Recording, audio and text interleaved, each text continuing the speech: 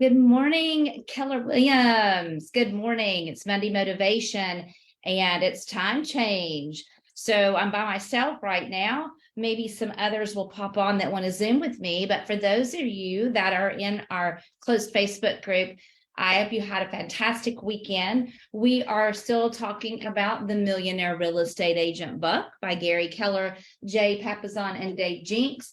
And we are starting on page 222.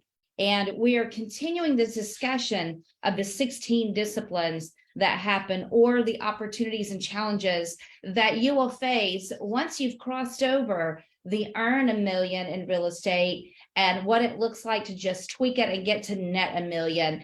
And there's just a little bit of a gap there, and it comes around that it talks about 16 different topics that someone would have to master and be better at to get that, to close that gap.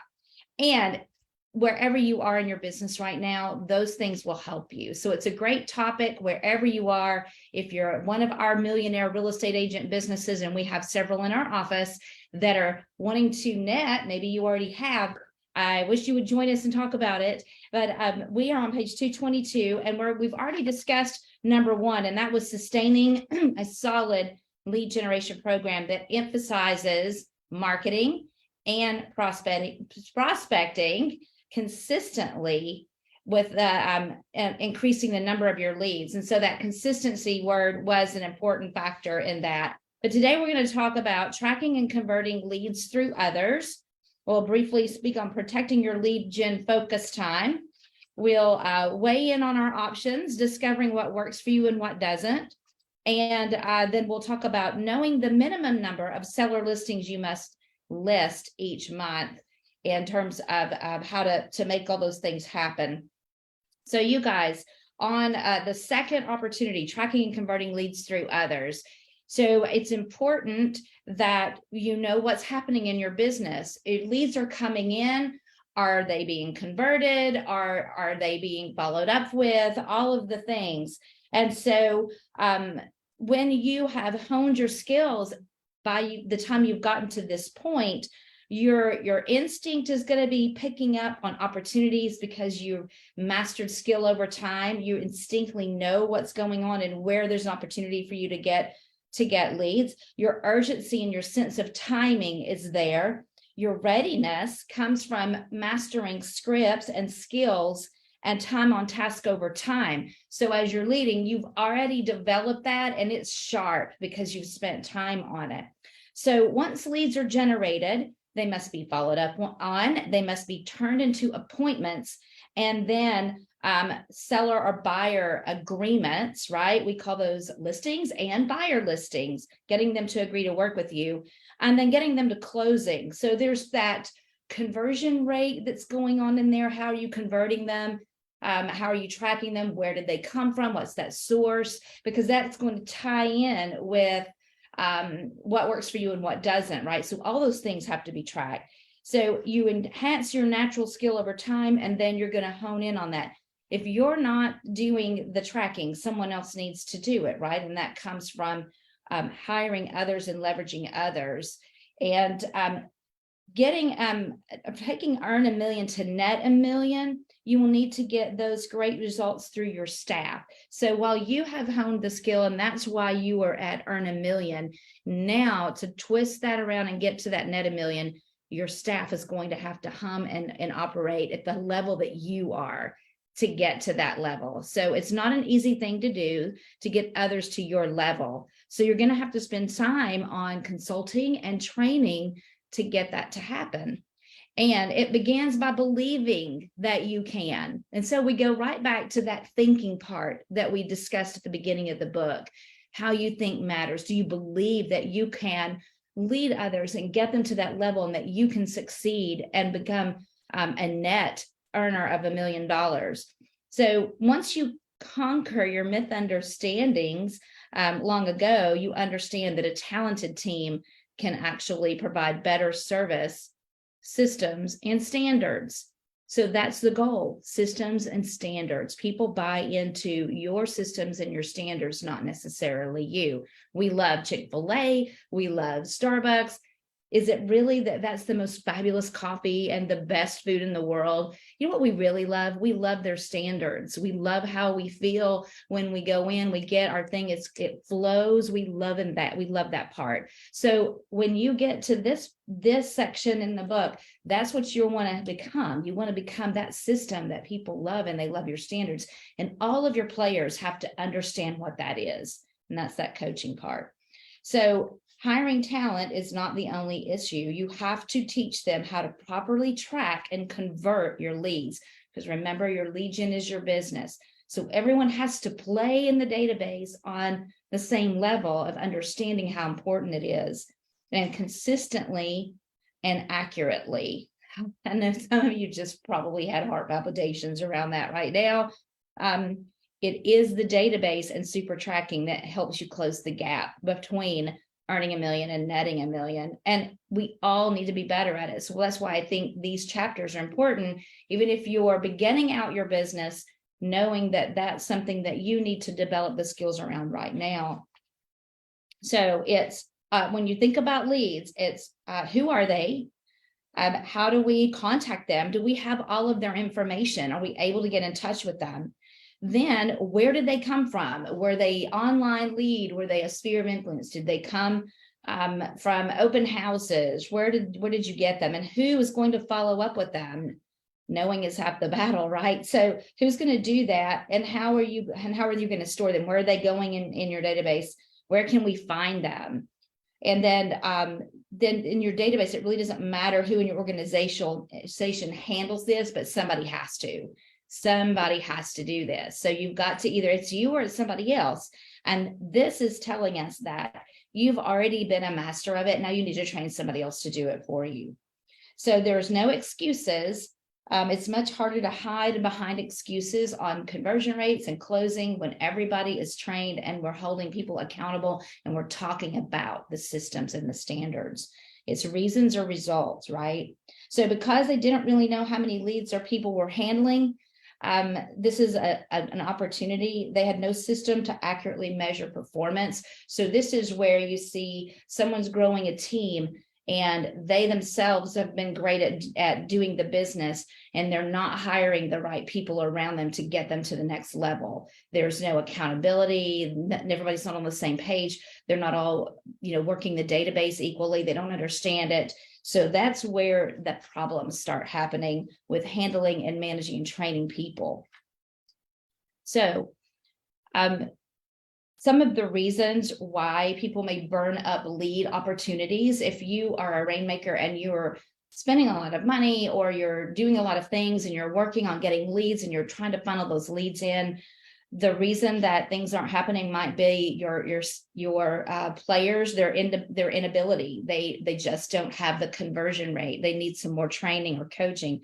They have lack of focus. They are cherry picking who they want to work with. And I know if you've worked in any database, you have those moments yourself where you're looking through and you've got so many people that you're going to talk to today. And you might go to the end of the list because that person is easier. You have a bigger relationship with them, and maybe someone's more difficult. And so you're cherry picking what you're doing for the day. So cherry picking happens also on a team. Or it could just be laziness. You might not have somebody who really wants to work. Anyway, doesn't this happen? So the burning up of leads is a waste of money, right? So it costs the rainmaker money for these things to be happening. So these are the opportunities that you have as someone running a bigger business to look for the holes, see if someone's coachable. That's where that KPA, Keller Personality Assessment, comes in, that you can try to understand how people are going to react to confrontation, how they're going to, what's their DNA, right? And you can get to know them better. All right, so pay careful attention to tracking and lead conversion is one of the core disciplines of the Millionaire Real Estate Agent. So let's talk about protecting your lead gen focus time. That's a big one for everyone. If you haven't read the One Thing book, that's a focus book by Gary Keller. And it talks about building a bunker, being prepared, you have that mental mindset that time blocking is your productivity greatest power tool. So you want to make sure that you are the CEO, that as you understand that, and everyone in your organization understands that focus and time blocking is important to get things done.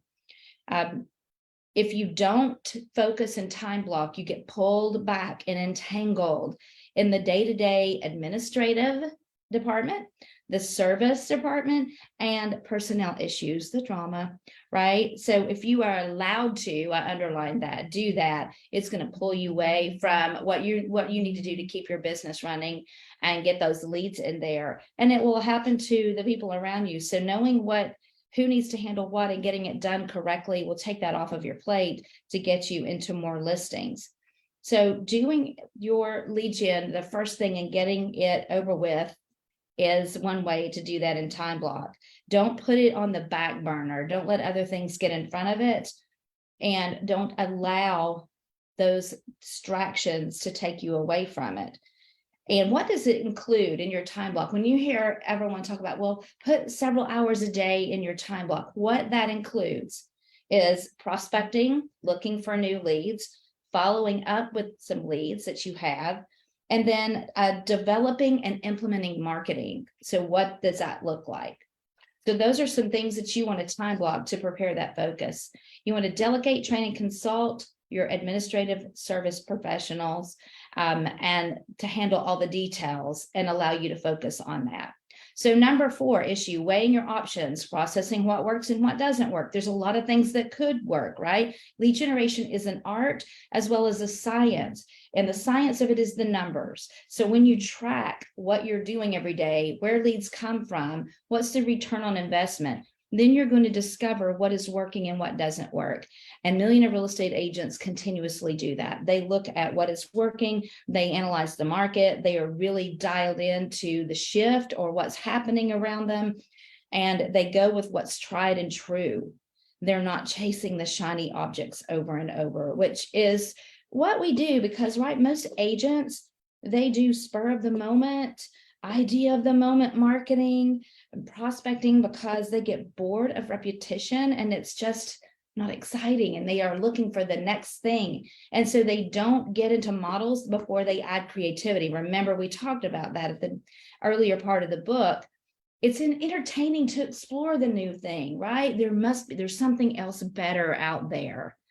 So it doesn't mean you don't try some better things. It just means do the tried and true. Don't chase the marketing of the month and change your marketing every month.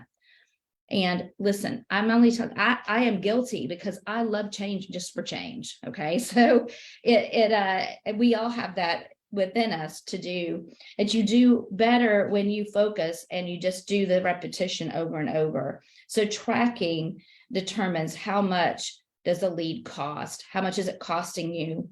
And you're going to track it. You're going to look at the cost over time, provide the information needed to judge accurately the merits of that particular method. And only after the lead generation model has been practiced and analyzed do you add creativity and tweak the model according to the past results and the new information as you look at it. So a millionaire real estate agent is willing and continues a continuous student of a lead gen model and then local lead gen game, right? And this is a game. All right, so let's talk about the 4 challenges of listings. Seller listings, we know, brings the most exposure. You get more listings, you get more buyers. The 4 challenges of that are, number 1, knowing the number of listings that you need. Do you guys know that? I've got a form for you if you don't. Number 2, organizing your business approach to accomplish that. Know the number and then accomplish it. Get sellers to buy into your team concept, because sometimes they won't want to do that. And so you've got to know your value and let them understand that how that's going to give that service and standards that'll benefit them. So that's sometimes a challenge. And then consistently marketing seller listings to get more listings and get more leads. And so depending on the market, that may be a challenge, especially when we've been experiencing listings going very quickly. There's no time to market and get more leads. So different markets have different challenges around that. And so it's important to keep that also every day and what you're looking at doing. Number 5, knowing the minimum number of seller listings you must list each month. And so that's from the economic model, living in that economic model and re-looking at it in the lead generation model, the number of listings that you need to close to not have to get the most money. And it's critical to always analyze this in a market shift. So the economic model gives you the key numbers of how many buyers and how many seller appointments you need for the year. But you also, in knowing how many you need to always have active. So you may look on the MLS and go, gosh, I've sold all my listings out, and I have to get the process of finding more. But when you know how many you need to keep on the shelf, right, that are always out there active, even when something's falling off, something's going on, is important. And average days on market plays into that. So knowing your average days on market and the conversion rate is going to give you that idea that if your number is 4, you need 4 active listings continuously to keep the churn going. Then you need to pay attention to when you've got them at a contract and they're selling, are you replacing? Are you always keeping the number 4 with the active status next to it?